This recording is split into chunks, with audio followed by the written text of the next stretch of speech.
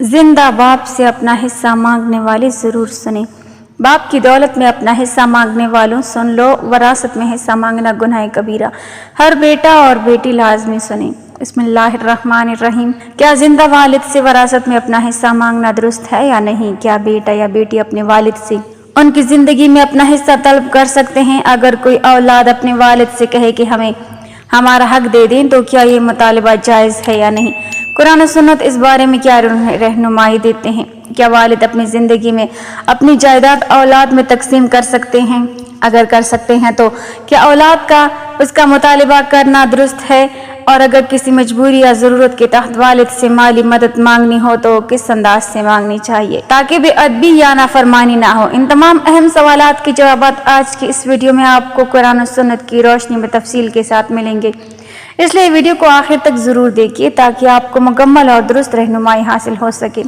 آج ہم ایک نہایت اہم اور حساس موضوع پر گفتگو کریں گے جو ہمارے معاشرے میں اکثر غلط فہمیوں، جھگڑوں اور دل آزاری کا سبب بنتا ہے، اور وہ ہے جائیداد اور وراثت کا مسئلہ۔ سب سے پہلے یہ سمجھنا ضروری ہے کہ آخر وراثت ہے کیا؟ وراثت اس مال، جائیداد، زمین، دولت یا کسی بھی قسم کے اثاثے کو کہا جاتا ہے جو کسی شخص کے انتقال کے بعد اس کے شرعی وارثوں میں تقسیم کیا جاتا ہے، یعنی جب تک کوئی شخص زندہ ہے اس کا مال اسی کی ملکیت ہے اور اس پر مکمل اختیار بھی اسی کا ہوتا ہے۔ اس کے انتقال کے بعد ہی اس کی جائیداد اللہ تعالیٰ کے مقرر کردہ احکام کے مطابق ورثہ میں تقسیم کی جاتی ہے۔ اسلام نے وراثت کے معاملے کو بہت زیادہ اہمیت دی ہے کیونکہ یہی وہ مقام ہے جہاں اکثر لوگ دنیا کی محبت میں انصاف سے ہٹ جاتے ہیں۔ اس لیے اللہ تعالیٰ نے قرآن مجید میں خود وراثت کے احکام بیان فرمائے تاکہ ہر حقدار کو اس کا حق ملے۔ اللہ تعالیٰ فرماتے ہیں، مردوں کے لیے بھی اس مال میں حصہ ہے جو والدین اور قریبی رشتہ دار چھوڑ جائیں، اور عورتوں کے لیے بھی اس مال میں حصہ ہے جو والدین اور قریبی رشتہ دار چھوڑ جائیں، خواہ وہ مال کم ہو یا زیادہ۔ یہ حصہ اللہ تعالیٰ کی طرف سے مقرر کیا گیا ہے۔ اس طرح فرمایا، اللہ تمہیں تمہاری اولاد کے بارے میں حکم دیتا ہے کہ ایک بیٹے کا حصہ 2 بیٹیوں کے برابر ہے۔ یہ آیات واضح کرتی ہیں کہ وراثت اللہ تعالیٰ کا مقرر کردہ حکم ہے جس میں اپنی مرضی سے کمی بیشی کرنا جائز نہیں۔ اب ایک اہم سوال یہ ہے کہ کیا زندہ والد سے وراثت مانگی جا سکتی ہے؟ اس کا جواب یہ ہے کہ نہیں، کیونکہ شرعی اعتبار سے وراثت کا حق کسی شخص کے انتقال کے بعد ہی پیدا ہوتا ہے۔ جب تک والد زندہ ہے ان کی جائیداد وراثت نہیں بلکہ ان کی ذاتی ملکیت ہے اور اس پر مکمل اختیار انہی کا ہے۔ اس لیے زندہ والد سے یہ کہنا کہ ہمیں وراثت میں ہمارا حصہ دے دیں شرعی طور پر درست مطالبہ نہیں، کیونکہ ابھی وراثت وجود میں ہی نہیں آئی۔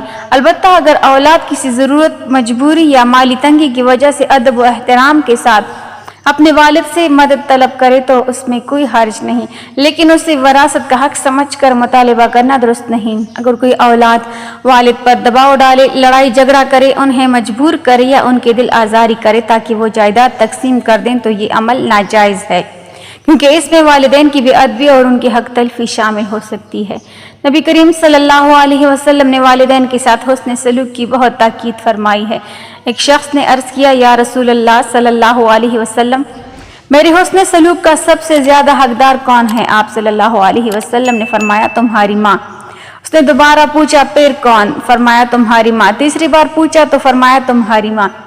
پھر چوتھی بار پوچھا، فرمایا، تمہارا باپ۔ یہ حدیث والدین کے بلند مقام کو واضح کرتی ہے۔ اب سوال یہ ہے کہ کیا والد اپنی زندگی میں جائیداد تقسیم کر سکتے ہیں؟ جی ہاں، اگر والد اپنی خوشی سے اپنی زندگی میں اپنی جائیداد یا مال میں سے کچھ اولاد کو دینا چاہیں تو بطور ہبہ تحفہ دے سکتے ہیں، لیکن اس صورت میں انہیں انصاف سے کام لینا چاہیے اور بلا وجہ کسی اولاد کو محروم نہیں کرنا چاہیے، کیونکہ نبی کریم صلی اللہ علیہ وسلم نے اولاد کے درمیان انصاف کرنے کی تعلیم دی ہے۔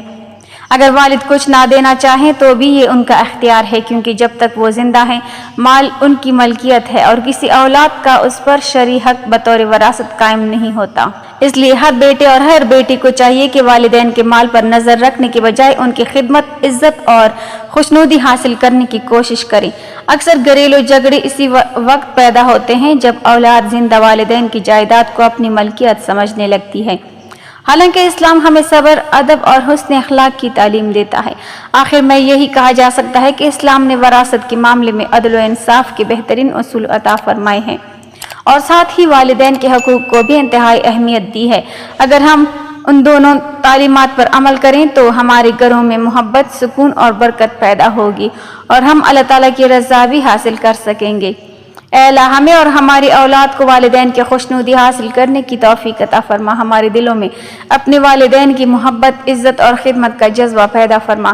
جن کے والدین زندہ ہیں انہیں ان کی خدمت، اطاعت اور حسن سلوک کی توفیق عطا فرما، اور جن کے والدین اس دنیا سے رخصت ہو چکے ہیں ان کی مغفرت فرما، ان کے درجات بلند فرما، ان کے حق میں ہماری دعائیں اور صدقہ جاریہ قبول فرما، ہمارے گھروں کو رحمت، سکون، محبت اور برکت سے بھر دے، آمین یا رب العالمین۔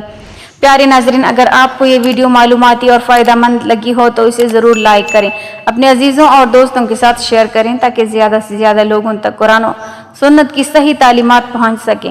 اللہ تعالی ہم سب کو حق بات سمجھنے، اس پر عمل کرنے اور دوسروں تک پہنچانے کی توفیق عطا فرمائے، آمین۔ ناظرین، کمنٹ باکس میں اللہ تعالیٰ کے 99 ناموں میں سے ایک نام ضرور ٹائپ کریں۔